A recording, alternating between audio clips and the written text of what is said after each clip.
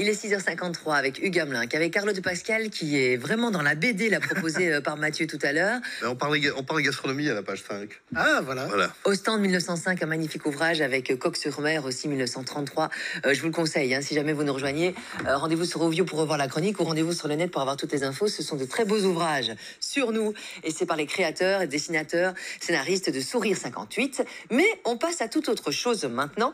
Le château des animaux. Alors déjà, rien que la couverture, je trouve qu'on est vraiment déjà dans un univers bien précis et on a envie d'y aller dans cet univers. Tout à fait. Alors c'est déjà le tome 3 de cette série qui s'inspire en partie d'un célèbre roman qui s'appelle La ferme des animaux de George Orwell. George Orwell, oui. Une fable animalière qui est parue en 1945 et qui dénonce en fait les régimes autoritaires et le totalitarisme. Et c'est la même chose dans cette série, Le Château des animaux. En fait, ça se passe dans une ferme dans laquelle des animaux exploitent d'autres animaux sous la conduite d'un dictateur sanguinaire, le taureau Silvio.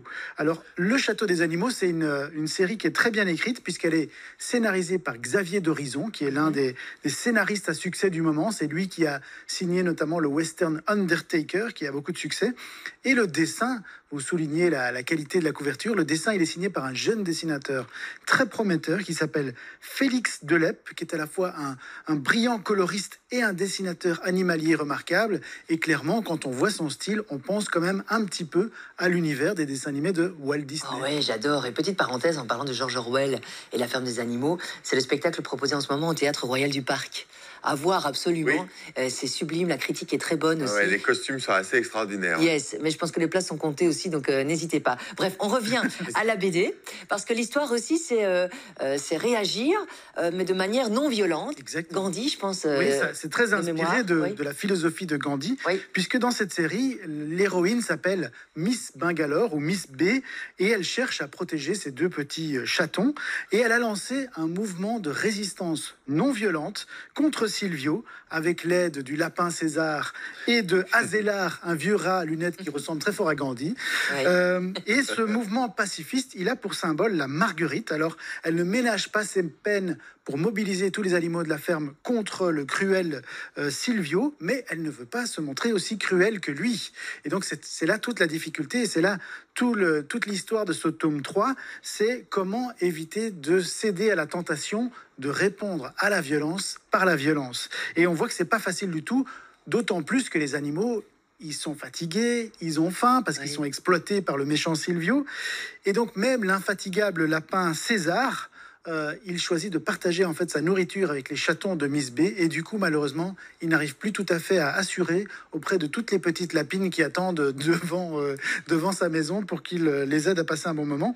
Alors est-ce que Miss B parviendra justement à résister à la violence? C'est tout l'enjeu de ce troisième épisode. On connaît George Orwell, il y a un message politique évidemment là-dessous. Oui, clairement, et c'est ça qui est génial dans cette série, c'est que c'est une série qui s'adresse à un public jeune, qui s'adresse à un grand public, mais qui parvient quand même à toucher des thématiques sérieuses, des thématiques politiques, de manière détournée, un peu comme dans certains Disney d'ailleurs, clairement, en racontant une belle histoire avec des magnifiques dessins, on parvient quand même à raconter une histoire universelle sur la manière dont certains dictateurs manipulent les gens pour garder coûte que coûte le pouvoir, et sur la manière dont on peut résister à ce genre de dictateur.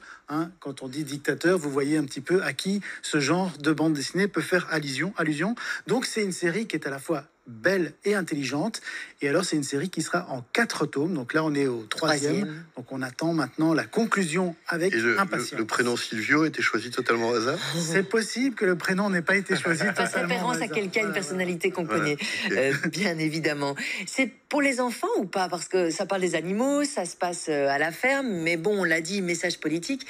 On démarre à quel âge? Mais je crois qu'il y a moyen de savourer cette histoire sans justement peut-être saisir complètement tous plusieurs niveaux de lecture. Voilà, il y a plusieurs niveaux de lecture, donc ça s'adresse à la fois à un public jeune, disons à partir de 10 ans, jusqu'à quand on veut, en fait. D'une certaine manière, ça me fait penser un peu aux fables de La Fontaine. Enfant, on apprend le corbeau et le renard, on réfléchit pas tellement au message qu'il y a derrière. On trouve ça rigolo, il y a une histoire avec un renard qui parle, il y a un corbeau qui chante. C'est vrai que j'en avais parlé avec Xavier Dorison, le scénariste, qui adore la politique, qui adore parler de politique, et il m'a dit, en fait, je suis très content parce qu'avec cette série, je parviens à parler de ça à d'autres gens que d'habitude, c'est-à-dire des enfants, un public peut-être moins averti, mais on ouvre la discussion. Tout aussi bien. Oui, tout à fait.